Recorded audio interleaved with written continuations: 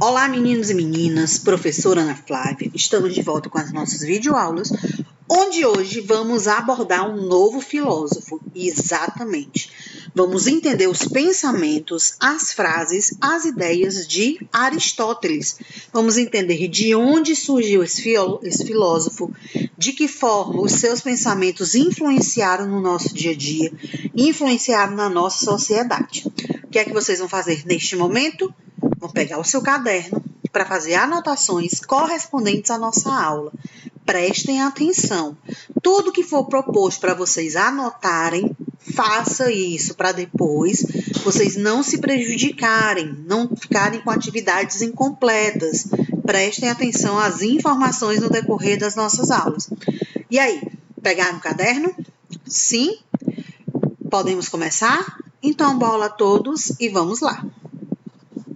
Então, aqui podemos observar que Aristóteles, um dos filósofos mais importantes da nossa história, ele nasceu na Grécia, então ele foi um importante filósofo da Grécia Antiga e para o Ocidente em geral. Quando a gente fala de Ocidente, temos que lembrar que dentro da nossa história, dentro de um contexto geográfico, vou fazer aqui para vocês, nós temos aqui o meridiano de Greenwich, que divide a Terra em dois lados, o lado ocidental e o lado oriental. E aí a gente pega como base os pontos cardeais. Aqui em cima, norte, aqui embaixo, sul. Do lado direito nós temos o leste e do lado esquerdo nós temos o oeste. Então, de acordo com o meridiano de Greenwich, essa linha que está sendo tracejada mais uma vez para vocês, os países que ficam do lado leste são chamados de países orientais. E os países que ficam do lado oeste, o seu lado esquerdo, são os países chamados de ocidentais. Então, quando a gente vê, deixa eu escrever aqui, ocidentais.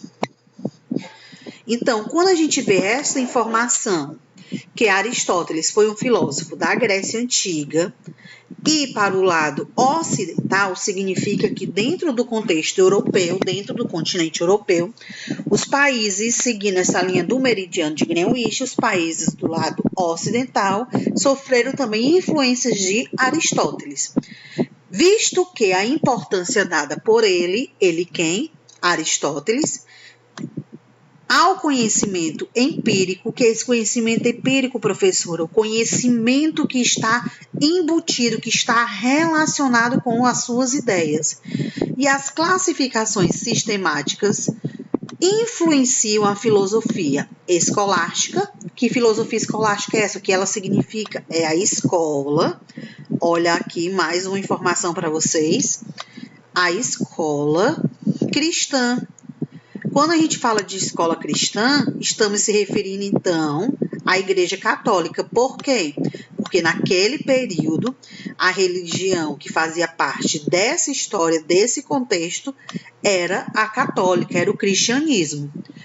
O filósofo grego, Aristóteles, também se dedicou ao estudo de lógica. Então, a lógica que está relacionada com a matemática, que renderam bons resultados para a sua argumentação, para a linguagem, para a escrita filosófica, até a contemporaneidade, quando ele desenvolve novos modos de se entender e estudar a lógica.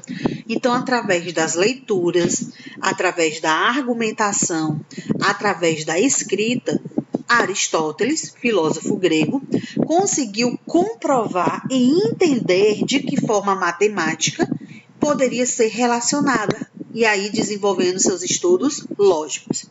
Segundo Aristóteles, olha aqui um ponto importante. O bem é aquilo a que todas as coisas tendem, ou seja, que podem acontecer. O bem, ele é definido em função de um fim. Quando a gente diz que o bem é definido em função de um fim, significa que quando a pessoa pratica algo bom quando a pessoa pratica o bem para o outro, ela vai ter algo em troca, e a ter aquele algo em troca, a reciprocidade, ele se sentir bem, ele se relacionar bem com o outro, significa que vai ter uma boa convivência. E tendo uma boa convivência, vai ter uma função de um fim, ou seja, vai chegar ao fim de um ponto de vista. Vou limpar aqui a imagem para vocês. E aí vocês vão anotar no seu caderno essas informações. Copie no seu caderno as informações que estão sendo mostradas na sua tela. Dando continuidade ao nosso conteúdo, quando eu mencionei a vocês no slide anterior sobre a filosofia escolástica, falei que era baseado na escola cristã, escola católica. Então, temos aqui, ó, na telinha para vocês. A Igreja Católica, por muito tempo, impediu a divulgação das obras de Aristóteles. Por que a Igreja Católica impedia? Pelo fato das obras de Aristóteles valorizar a investigação científica, contrariando certos dogmas religiosos. O que isso quer dizer, professora?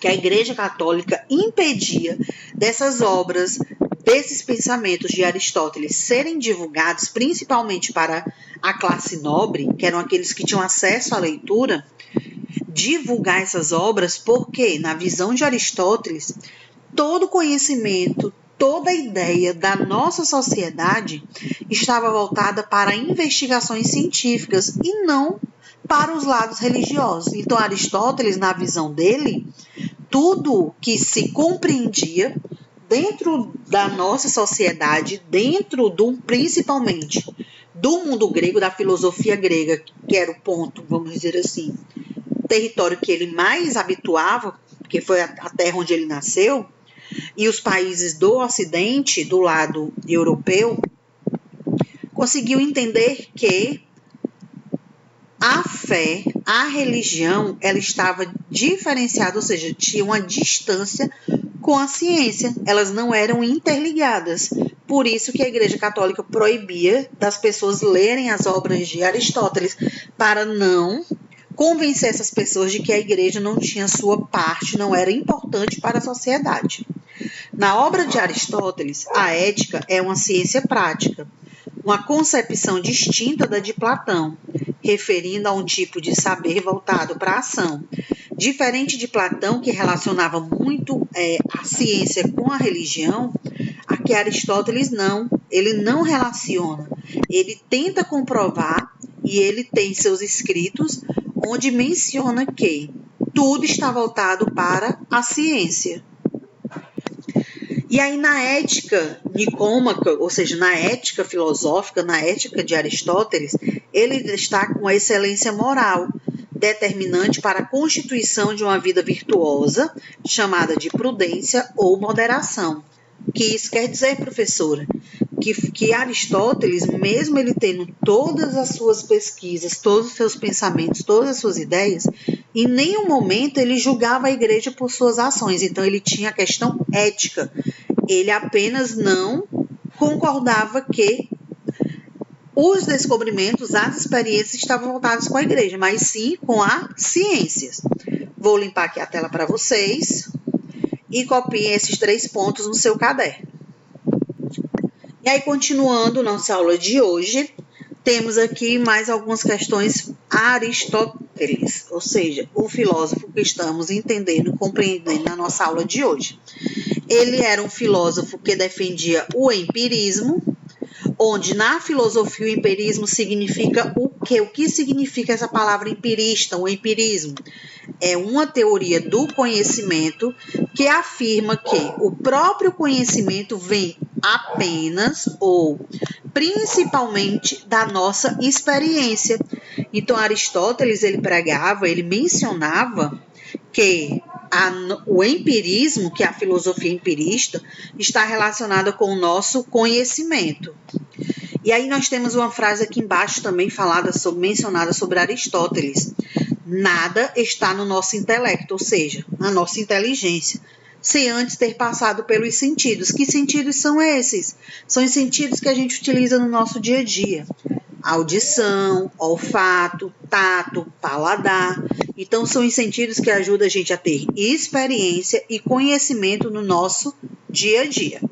Vou limpar a tela para vocês e coloque pausa na aula e copie todas as informações que estão sendo apresentadas no seu slide. E agora, prestem bem atenção à atividade proposta da nossa aula de hoje.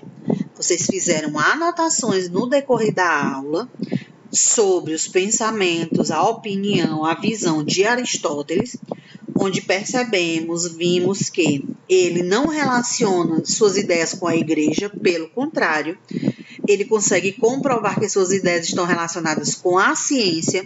Então, as obras de Aristóteles, durante muito tempo, elas foram proibidas pela Igreja Católica, exatamente para não incentivar as pessoas a não estar sempre do lado da igreja, ou seja, não bater de frente com ela, não ter os questionamentos religiosos. E aí, prestem atenção que nós temos na sua tela. Pense, é para você pensar, você refletir. Se a virtude é o caminho para a felicidade, logo a felicidade é o fim. Se estamos felizes, então alcançamos todos os nossos objetivos. Sendo assim, podemos deduzir que tudo que existe tem uma finalidade, teoria das 4 causas, assim como um começo e meio. Com base, desenvolva um texto falando sobre o que é felicidade para você. Esse texto você vai fazer no seu caderno. Número de linhas, professora? Entre 10 a 15 linhas. Eu quero um texto organizado. Esse texto ele vai valer nota de trabalho. Então, tenham atenção.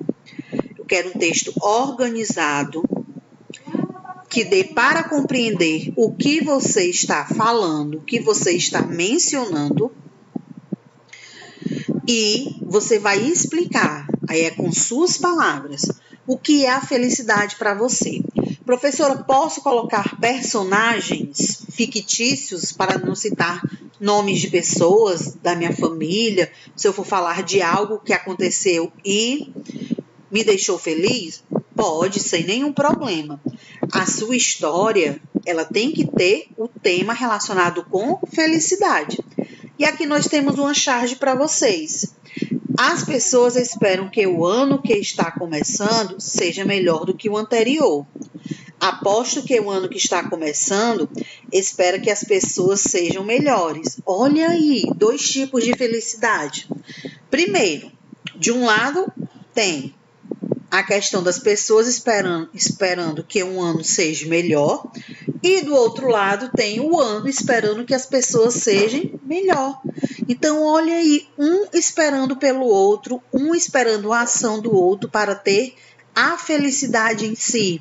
Então, muitas vezes, para a gente ter essa felicidade, não precisa do outro. A gente tem que dar o primeiro passo.